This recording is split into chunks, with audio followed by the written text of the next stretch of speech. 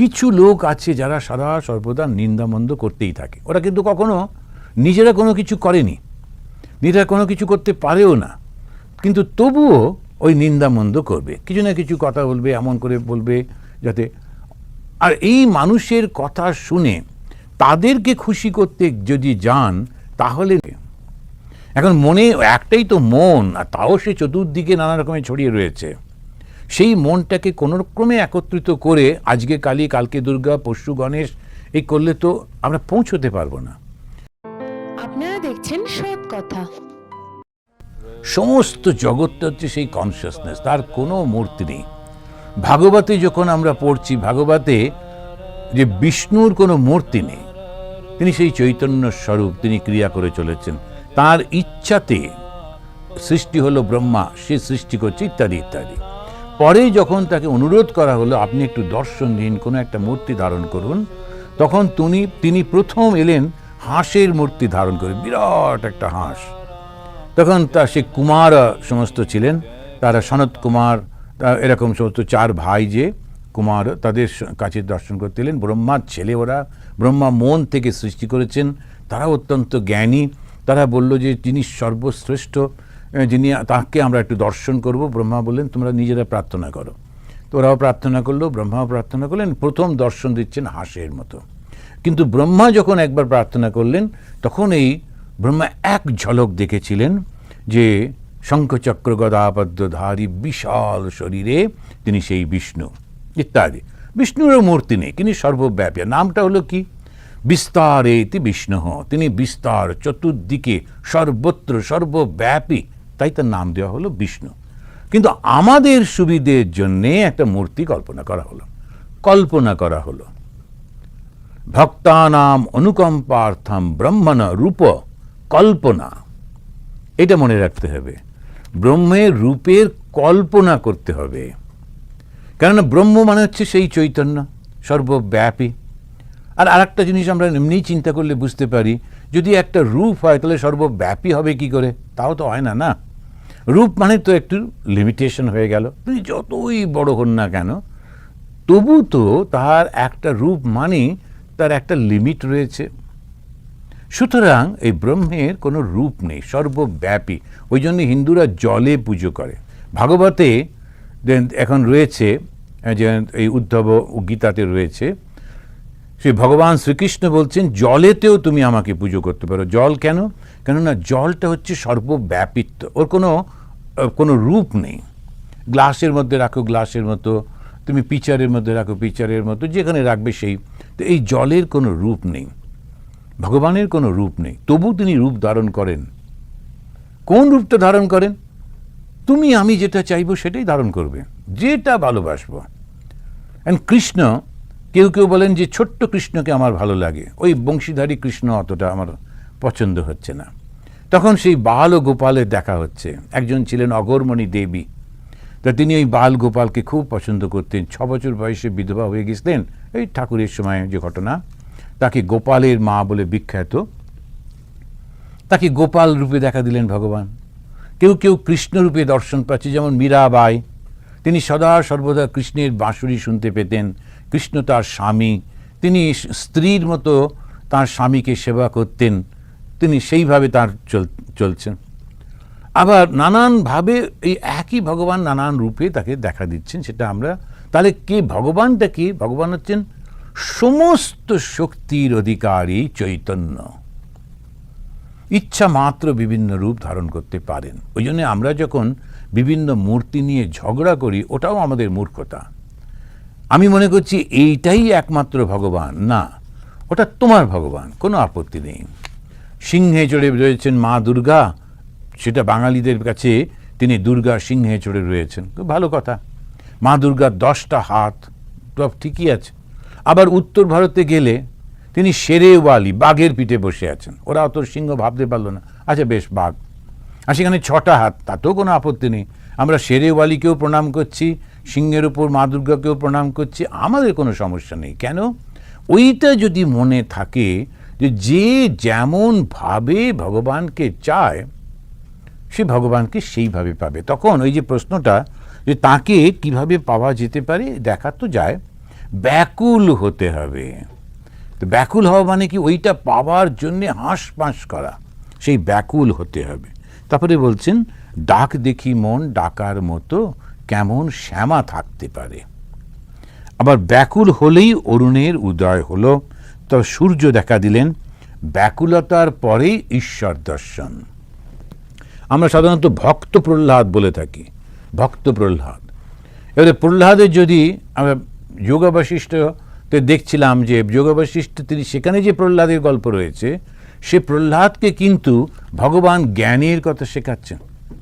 ভক্তির মাধ্যমে ঈশ্বরকে দর্শন করবার পর তখন সেই হিরণ্যকশিপুর ছেলে প্রহ্লাদ, তাকে ভগবান যখন বললেন তোমাকে আমি আশীর্বাদ দেবো, তখন ও বলল যে তুমি চাও, কি চাও বলো, তুমি যে কোনো একটা বর চাও।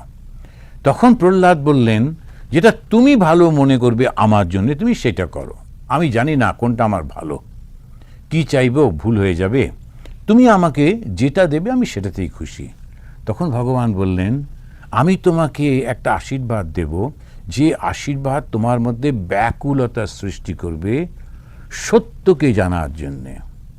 আর সেই ইনকোয়ারি তুমি তখন খোঁজ করতে থাকবে, খোঁজ করে করে তারপরে তুমি সত্যতে পৌঁছবে, ওইটা আমি তোমাকে দিলাম। তখন প্রহ্লাদ খোঁজ করা শুরু করলেন, কি বিচার। প্রহ্লাদ কিন্তু ভক্ত, সবসময় ভক্ত প্রহ্লাদ করা হয়, কিন্তু ভক্ত প্রহ্লাদ কিন্তু বিচার করছেন। এটা বশিষ্ঠ, যোগ বশিষ্ঠের মধ্যে রয়েছে। তিনি তখন বিচার করে করে করে করে এটা তো সত্য নয়, এটা তো সত্য নয়, এটা তো সত্য নয়, সত্য মানে যেটা চিরন্তন, তাহলে কোনটা সত্য চিরন্তন কোনটা করতে করতে তিনি আত্মজ্ঞান লাভ করলেন। ভক্ত প্রহ্লাদ জ্ঞান লাভ করছেন। ভগবান শ্রীরামকৃষ্ণ মা কালীর পুজো করতে করতে একের জ্ঞান লাভ করছেন। তো ওই এককে জানার নাম জ্ঞান।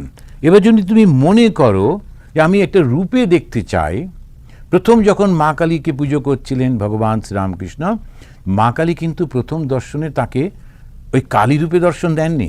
যারা শ্রীরামকৃষ্ণদেবের জীবনী পড়েছেন আপনারা জানেন, তিনি জ্যোতি রূপে দর্শন হয়েছিল। জ্যোতি এসে সব জগৎ ঢেকে ফেলল। ওই মন্দির, ওই মায়ের মূর্তি, ওই শ্রীরামকৃষ্ণ, সমস্ত দক্ষিণেশ্বর এক মিলিয়ে গেল ওই জ্যোতির মধ্যে, একের দর্শন হলো। তারপরে ঠাকুরের ইচ্ছা হলো আমি শ্রী শ্রী মাকে দেখব, মা আমার সঙ্গে সঙ্গে থাকবেন, আমি মাকে খাওয়াবো, আমি মার সঙ্গে কথা বলবো। তখন আবার শ্রী শ্রী মা কালী রূপে তিনি আসছেন। এখন এইটা এবার তিনি বলছেন কি করলে, কীরকম কন্ডিশন হলে, মনের কোনটা কন্ডিশন হলে তাকে পাওয়া যায়। তখন ঠাকুরের যে বিখ্যাত উদাহরণ, 3 টান একত্র হলে তবে তিনি দেখা দেন। একটা খুব ভালো গান আছে বাংলায়, 3 টান এক হলে তবেই পাবি রে দর্শন বলে, খুবই সুন্দর সুর দিয়ে এটা করেছেন। সেই 3টে টানটা কি কি? বিষয়ীর বিষয়ের উপরে টান। যারা বিষয়ী তারা একটা পয়সা খরচা করতে চান না। কোনোভাবে যদি কোথাও একটা ফ্রিতে পাওয়া যায় কি খুশি হয়ে যান। আশ্রমে যাচ্ছেন, সেখানে গিয়ে 10 জন মিলে গেলেন, তখন তো মহারাজ মনে করছেন আচ্ছা বড় লোক, গাড়ি টাড়ি করে এসেছে, 10 জন লোক, তারা থাকলো 4-5 দিন, কিছু টাকা দিয়ে যাবে কোন। তো যাবার সময় বললেন, মহারাজ একটু প্রণামই দিতে চাই আপনাদের, কতটা কি? না না না, আপনি যেমন ভালো মনে করেন। 10 জন লোক 4-5 দিন একসঙ্গে থেকে খেয়ে এবারে খুব ভক্তি করে 10 টাকার নোট বার করে টেবিলে দিয়ে, এটা আপনাকে রাখতেই হবে, না বলবেন না। মহারাজ বললেন যে না, এটাতে আর না বলবো না, না বললে তো আর কিছু পাওয়া যাবে না। আচ্ছা ঠিক আছে। এখন ওই ভদ্রলোক হচ্ছেন বিষয়ী, ও টাকা ভগবান নেন না, কেননা ওরা কিছুতেই টাকাটা খরচা করতে পারে না। এখন ওই যদি হোটেলে গিয়ে থাকতেন, কোথাও তো বেড়াতে গেছেন, 10 জন লোক গাড়ি করে গেছেন, খরচা হয়েছে, তারপরে তার সঙ্গে ড্রাইভারও রয়েছেন, কোনো একটা হোটেলে থাকলে কত খরচা হতো সেটা দিতে পারতেন। কিন্তু যেই আশ্রম হলো, মনে করলে না না, মিশনকে দিতে হয় না, মিশনকে কে দেবে, তুমি দিলে না কিন্তু অন্য কেউ দিয়েছে, অর্থাৎ অন্য কারুর টাকাতে তুমি সেইটা গ্রহণ করলে। যে অতজন লোকের খাওয়া, তাতে কি খরচা হয় না? খরচা অবশ্যই তো খরচা হয়, লোকজন, তা পরিষ্কার পরিচ্ছন্ন, বিছানা কাপড় জামা কাচা, খরচা তো আছেই। এবং সেটা কে করবে? আর সেইটা মাথায় আসে না। কারণ আশ্রম যখন সাধুদের কাছে এসছি, ওরা কিছু নেন না, এটা ভীষণ ভুল। ওই জন্য ঠাকুর নিজেই বলছে সাধুদের কাছে খালি হাতে যেতে নেই, কিন্তু ভুল হয়ে যায়, অন্যায় হয়ে যায়।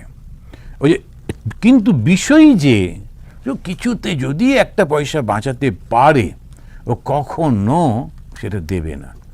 আর এই রকম যারা হয়তো কোটিপতি, কিন্তু তথাপি দেখা যাবে যে ওই কোটিপতি হওয়ার সত্ত্বেও ও কিন্তু তিনি তাদের ঈশ্বর তাদের টাকা নিতে চান না, তো ভীষণভাবে তিনি ওইটাকে, আবার খুব গরিব মানুষ তাদের কাছ থেকে নেন। তা বিষয়ের যে বিষয়ের উপর টান, তিনটে টান এক হলে তবে দর্শন হয়। কীরকম? তো ওই যে খারাপ, ওটা যদি ওটা খারাপ, কিন্তু সে কি ভালোবাসে তার জিনিসপত্র সব কিছু, টাকা পয়সা, সে বিষয়ই তাকে মরে যাবার আগে ভগবানকে ছেড়ে দিয়ে। একজন বলছে ওই প্রদীপেরটা অতটা জল করছে কেন, ওইটা একটু কমিয়ে দাও, অনেকটা তেল টানছে, অনেকটা তেল পুড়ে মরে যাবে। তথাপি সে বলছে যে অতটা তেল পুড়ে যাচ্ছে, প্রদীপটাকে একটু কমিয়ে দাও। ওই হচ্ছে বিষয়ী। তোমার একটা গল্প আছে যে একজন লোক সে মারা যাচ্ছে, তো তখন তাকে সে জিজ্ঞেস করছে তার ক্যাশিয়ারকে, যাচ্ছে মুন্সি সাহেব, তা আমার কীরকম টাকা পয়সা? তো বলো আপনি নিশ্চিন্তে চলে যান, 14 পুরুষ একেবারে বসে খেতে পারবে, এত টাকা আপনি জমিয়েছেন যে আপনার পরে 14 পুরুষ তারা খেতে পারবে। খুব বিরক্ত হয়ে বললেন, হ্যাঁ 14 পুরুষ, 15 পুরুষের কথাটা কে ভাববে তুমি? তো এইরকম হচ্ছে, এই হচ্ছে বিষয়। তার মানে ওর কী ভালোবাসা তার ওই সমস্ত জিনিসপত্রের প্রতি। তো ঠাকুর বলছেন ওই রকম ভালোবাসা চাই, বিষয়ই মতো নয়, কিন্তু বিষয়ের যে ভালোবাসার যে টানটা ভগবানের প্রতি চাই। তারপরে বললেন মায়ের সন্তানের উপর। তো মা যখন তার সন্তানকে ভালোবাসে, তখন তার টানটা এত প্রবল হয় মানুষ বুঝতে পারে না। তো ওই টানটাতে মায়ের সন্তানের উপরে যে টান, আর সতীর পতির উপরে টান, আর সতী যে পত্নী তার পতির উপরে সেই টান। তো এইগুলো উদাহরণ দিয়ে বলছেন তিনটে টান এক হলে। সতী বলতে গিয়ে আমাদের সমস্ত যে গল্পগুলো থাকে না, মাইথোলজি, সেই মাইথোলজির মধ্যে এরকম রয়েছে যে স্বামী মারা যাবে ও জানতো, তখন ও খুব করে একদম ভগবানকে ডেকেছে এবং তারপরে নিজেও খুব তপস্যা করেছে, করে যেদিন স্বামী মারা যাবে সেই দিন স্বামীর সঙ্গে সঙ্গে ওর কাজে গেছে। তো স্বামী কাজ করতে করতে যখনই অসুস্থ হয়েছেন, ওই কোলের উপরে মাথাটা নিয়ে বসে ভগবানের চিন্তা করছেন, এমনভাবে সমস্ত শরীর মন দিয়ে ভগবানকে চিন্তা করছেন। তো যমরাজের দূত এসে তারা দেখলো না, এটা আমাদের কর্ম নয়, কারণ এই সমস্ত তার ওই মহিলা যিনি বসে আছেন তার দেহ মন দিয়ে একেবারে ঈশ্বরের সেই ভাব রয়েছে, আমরা একে ছুঁতে পারবো না। গিয়ে যমরাজকে বললেন, যমরাজ এসে দেখলেন, দেখে তখন উনি বললেন যে দেখো তুমি এরকমভাবে রয়েছো, তুমি খুব ভালো মেয়ে, তা আমি তোমায় আশীর্বাদ করছি। তো কী আশীর্বাদ? যমরাজ বলে ফেলেছেন, তুমি পুত্রের জননী হও। বলছে আচ্ছা বেশ, কিন্তু কি করে জননী হব, আমার স্বামী তো মারা গেছে। তখন যমরাজ বুঝলেন এই যা ভুল হয়ে গেছে, ভালো মানুষ বলে ফেলেছেন, কিন্তু না আচ্ছা ঠিক আছে, তা আমি তোমাকে তো ওই সঙ্গে করে নিয়ে যাচ্ছেন, ওর সঙ্গে সঙ্গে যাচ্ছেন, এই গল্পগুলো। ওই হচ্ছে সতীর পতির প্রতি টান, না ওকে বাঁচিয়ে দিতেই হবে। তো মৃত্যুর পর কেউ বাঁচে না, কিন্তু ওই প্রচণ্ড টানেতে সে ওই স্বামীর জীবনটাকেও পেল। এগুলো সেই গল্পগুলো যে বলা হয়, এটা হচ্ছে ওই টান। তো ঠাকুর ওই তিনটে টানের কথা বলছেন, বিষয়ীর বিষয়ের উপর, আর মায়ের সন্তানের উপর, সতীর পতির উপর যে টান, এই তিন টান যদি একসঙ্গে হয় তাহলে ঈশ্বরকে লাভ করা যায়। কথাটা এই, ঈশ্বরকে ভালোবাসতে হবে। মা যেমন ছেলেকে ভালোবাসে, সতী যেমন পতিকে ভালোবাসে, বিষয়ী যেমন বিষয়কে ভালোবাসে, সেই তিনজনের ভালোবাসা একসঙ্গে করতে হবে। আর একটা কথা বলছেন, এটা হলো তিন টান এক হলে তবেই পাবি। ঈশ্বরকে কি লাভ করা যায়? হ্যাঁ পাওয়া যায়, কিন্তু কীরকম? প্রচণ্ড টান হতে হবে, আর একটা ঈশ্বরকে কোনো একটাতে ধরতে হবে। অনেকে আজকে আমার ভীষণ ভাল লাগছিল মা কালীকে, তাই কালীকে ধ্যান করলাম। কিছুদিন পরে বললেন মহারাজ আজকে একটু অন্যরকম হয়ে গেল, যে আমি ধ্যান করতে করতে দেখলাম গণেশ ঠাকুর সামনে এসেছেন। আসলে গণেশ ঠাকুর আসেনি, ওই নানা রকমের মনের নানান চিন্তা চলছে, সেই জন্যে দীক্ষা নিতে হয়। এই গুরু বলে দেন এইটাই তোমার ইষ্ট, তুমি একেই ধ্যান করবে। তবুও মনের মধ্যে থাকে, আচ্ছা গুরু বলেছেন বটে, কিন্তু ওই যে আমি একটু মা কালী করতাম ওটা কি করব, একটু কৃষ্ণকে করতাম ওটা কি করব, তো নানান করেন, তার ফলটা কি হয়, ওই এনার্জিগুলো বিভিন্ন দিকে চলে যায়। তখন সেই জন্যে আমরা সবসময় বলে দিই যে তিনি সর্বদেব দেবী স্বরূপায়, সমস্ত দেব দেবীর স্বরূপ হচ্ছেন শ্রীরামকৃষ্ণ, এইটা মনে করে করবে, কোনো ভুল হবে না। সমস্ত দেবদেবী যা মনে আসছে চিন্তা করে নিয়ে মনে করবে একটা আমার এক টান হতে হবে। এখন মনে একটাই তো মন, আর তাও সে চতুর্দিকে নানা রকমের ছড়িয়ে রয়েছে। সেই মনটাকে কোনো ক্রমে একত্রিত করে আজকে কালী, কালকে দুর্গা, পরশু গণেশ, এই করলে তো আমরা পৌঁছতে পারবো না। কাউকে আমরা নিন্দা করছি না, কাউকে ত্যাগ করতে বলছি না, যে কোনো একজনকে বেছে নিই। তাই সেই জন্যে ধর্মের মধ্যে একটাকে বলছি ইষ্ট। তো ইষ্ট যে নিষ্ঠা, ইষ্ট মানে সেই ভালোবাসা, সেই ভগবানের প্রতি নিষ্ঠা, সেইটাকে ধরে রাখা। তো এরকম করে যদি করতে পারা যায় তাহলে হয় এক টান করতে হবে। আবার একটা বলতে কি বলছেন, ব্যাকুল হয়ে তাকে ডাকা চাই, বিড়ালের ছানা কেবল মিউ মিউ করে মাকে ডাকে, আর তো সে কিছু জানে না। এগুলো বলছেন শুধু ডাকা নয়, সঙ্গে সঙ্গে পরিপূর্ণভাবে নির্ভরশীল হওয়া। ওই যে মাস্টারমশাই প্রশ্ন করলেন, ঈশ্বরকে কি দর্শন করা যায়? করা যায়। তাকে কোন অবস্থায় পাওয়া যায়? এই এই এই এই হলে তাকে পাওয়া যায়। গিয়ে বলছেন তুমি শুধু ডাকলে হবে না, তারপরে নির্ভরতাও রাখতে হবে। কীরকমভাবে? ওই বিড়াল ছানার মতো উদাহরণ দিচ্ছেন। বিড়াল ছানা নিজে কিচ্ছু করে না, ছোট্ট ছোট্ট যে বিড়াল ছানাগুলো, ওরা শুধু ওই মিউ মিউ করে ডাকতে থাকে। ওর মা বুঝে শুনে করে, দেখছে বাবু আসছে, চট করে, বাবু ছিলেন না, ওই ছানাটাকে নিয়ে গিয়ে বাবুর বিছানার উপর বসিয়ে দিছিল। সে খুব খুশি, বেশ নরম বিছানা, ঘুরে ঘুরে বেড়াচ্ছিল। এবারে ওর মা দেখলো বাবু লাঠি নিয়ে মানে ওয়াকিং সেরে টেরে ফিরছে, বলে এই রে এখন আবার ওই বাচ্চাটাকে মারবে। তখন চট করে ওকে মুখে করে নিয়ে গিয়ে একটা পেছনে, বাড়ির পেছন দিকে একটা কোনো, আগেকার দিনে কাঠে রান্না হতো, তো সেই কাঠের রান্না টান্নার পরে যে ছাইগুলো ফেলতো, সে ছাইয়ের গাদার উপরে বসিয়ে দিল। বিড়াল ছানা ওখানেও খুশি, পরিষ্কার পরিচ্ছন্ন ওই বিছানার উপরে যেমন খুশি ছিল, আবার ছাইয়ের উপর বসিয়ে দিল, ওখানেও খুশি, মা যেখানে রেখেছে। তাহলে ঈশ্বর লাভ করতে গেলে এই রকম মানসিকতা রাখতে হবে। তুমি যেখানে আমাকে রাখবে আমি খুশি, শুধু তুমি আমার সঙ্গে থেকো। এইটাই উনি বলছেন, মা যেখানেই থাকুক ওই মিউ মিউ শব্দ শুনে এসে পড়েন। তাই মা মা করে যখন সবসময় ভগবানকে যখন ডাকা হয়, ভগবান নিয়ে আসেন। তো এইটা বলছেন। তারপরেতে একটু বর্ণনা রয়েছে। এখন মাস্টারমশাই সেই সময় উনি নরেন্দ্র ভবনাথ মাস্টার, এটা হচ্ছে ষষ্ঠ পরিচ্ছেদ, তৃতীয় দর্শন। মাস্টারমশাই তৃতীয়বার দেখতে যাচ্ছেন। আমরা অনেকটা পেছন দিকে পড়েছি, এইগুলো আরেকবার একটু করছি যদি বাদ হয়ে গিয়ে থাকে। যখন বরাহনগরে ভগিনীর বাড়িতে ছিলেন, ঠাকুর শ্রীরামকৃষ্ণকে দর্শন করা তার অবধি সর্বক্ষণ তাঁরই চিন্তা। মাস্টারমশাই নিজের কথা বলছেন। মাস্টার তখন বরাহনগরে ভগিনীর বাড়িতে ছিলেন, ঠাকুর শ্রীরামকৃষ্ণকে দর্শন করা অবধি সর্বক্ষণ তাঁরই চিন্তা। সর্বদাই যেন সেই আনন্দময় মূর্তি দেখিতেছেন ও তাহার অমৃতময়ী কথা শুনিতেছেন। ভাবিতে লাগিলেন, এই দরিদ্র ব্রাহ্মণ কিরূপে এইসব গভীর তত্ত্ব অনুসন্ধান করিলেন ও জানিলেন, আর এত সহজে এই সকল কথা বুঝাইতে তিনি এ পর্যন্ত কখনো দেখেন নাই। ঠাকুরের বৈশিষ্ট্য হল এত গভীর এই তত্ত্বগুলো এত সহজভাবে তিনি বুঝিয়ে দেন। দেখিতে দেখিতে রবিবার আসিয়া পড়িল। বরাহনগরে নেপালবাবুর সঙ্গে বেলা ৩টে-৪টের সময় তিনি দক্ষিণেশ্বরে বাগানে আসিয়া উপস্থিত হইলেন।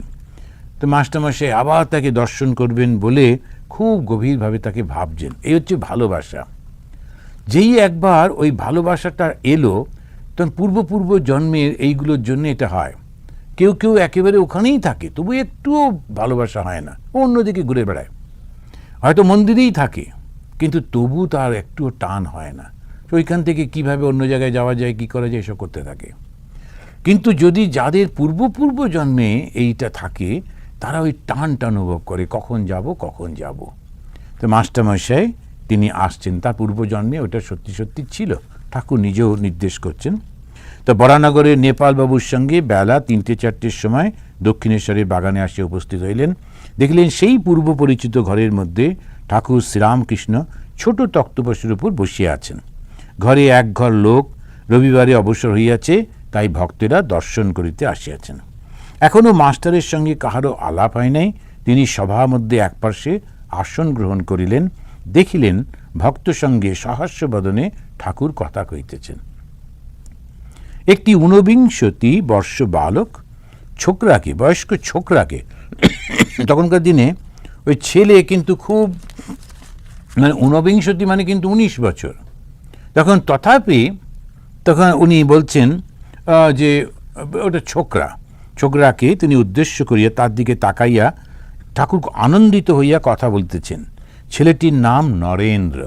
ওই 18-19 বছরের ছেলে, কলেজে পড়েন, সাধারণ ব্রাহ্ম সমাজে যাতায়াত করেন, কথাগুলি তেজ পরিপূর্ণ, চক্ষু দুটি উজ্জ্বল, ভক্তের চেহারা।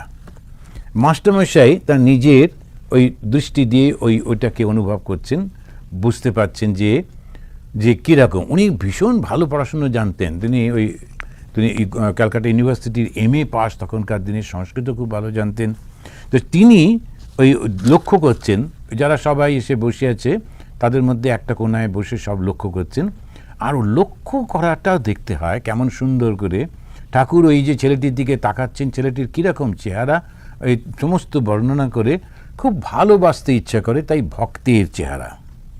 মাস্টার অনুমানে বুঝিলেন যে কথাটি বিষয়াসক্ত সংসারী ব্যক্তির সম্বন্ধে হইতেছিল, কেননা মাস্টার আসার আগেই কথাটা শুরু হয়েছে, সেজন্য তিনি বুঝতে পারেননি।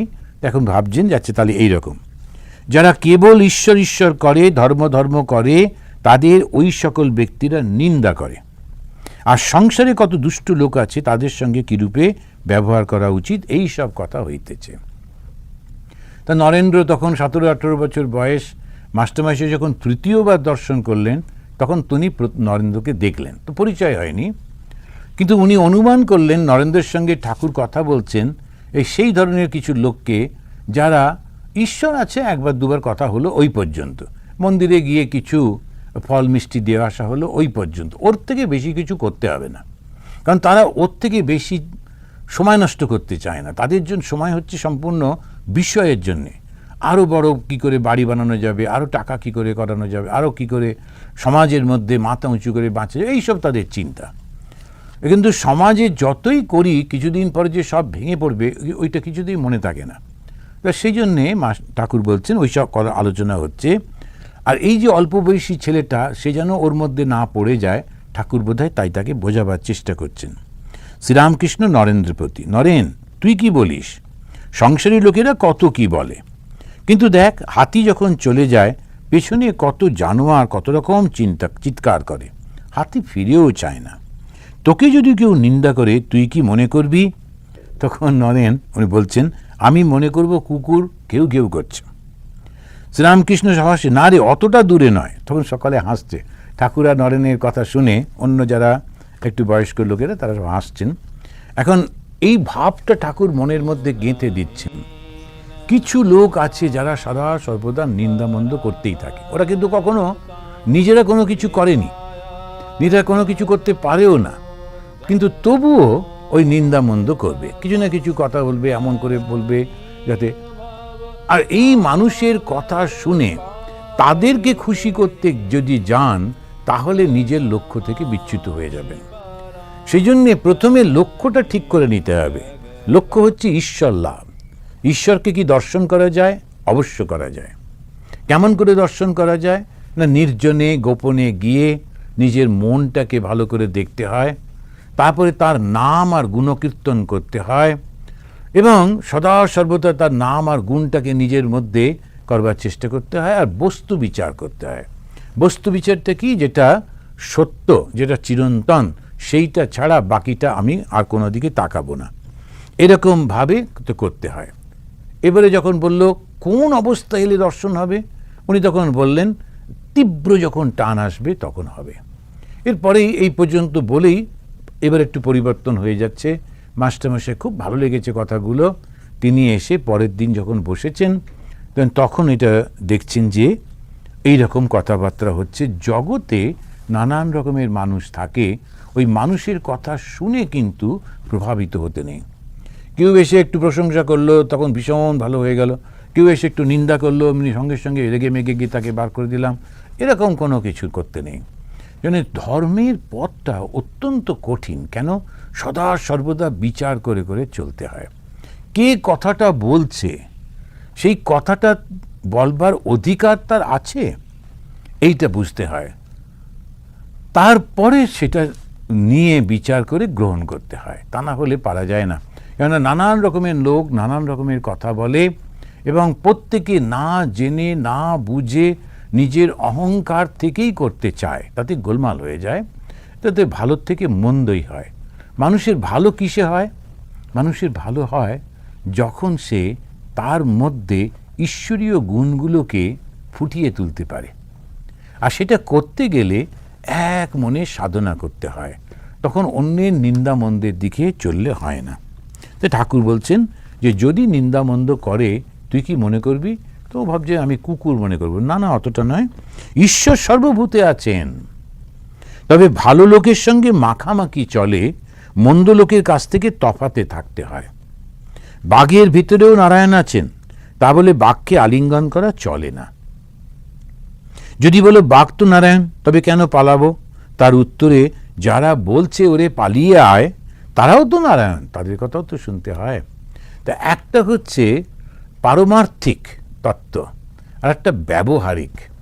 যেটা পারমার্থিক তত্ত্বটা যেটা রয়েছে, সেইটা যখন তুমি সেইখানে পৌঁছতে পারবে, তখন আর তোমার কোনো এদিকে অসুবিধে হবে না।